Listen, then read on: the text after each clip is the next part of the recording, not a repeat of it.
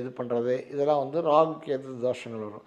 இந்த ராகு கேது தோஷங்கள் வந்து சாதாரணமாக நிறைய இருந்தாலும் சில விஷயங்களை ரொம்ப கிளியராக பண்ணிடலாம்.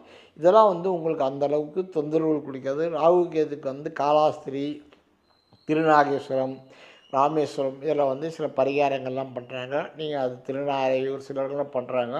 அதை பண்ணி அதை கிளியர் பண்ணி பண்ணலாம். ஸோ அது வந்து பெரிய இந்த 2 இதுதான் ரொம்ப ரொம்ப பெரியது. மற்ற எல்லாமே வந்து எந்த கோயில் சொன்னாங்கன்னா அந்த கோயிலுக்கு இது. ஸோ இந்த கர்ம வினைகள்லாம் எப்படி போகிறது எதுவுமே பண்ண முடியல.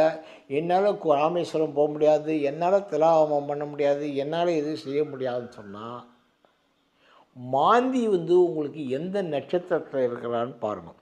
அந்த மாந்தி நின்ற நட்சத்திரத்துக்கு அதிபதி மாந்தி நின்ற நட்சத்திரத்துக்கு ஒரு ஒரு நட்சத்திரத்துக்கும் ஒரு சித்தர்கள் இருக்காங்க.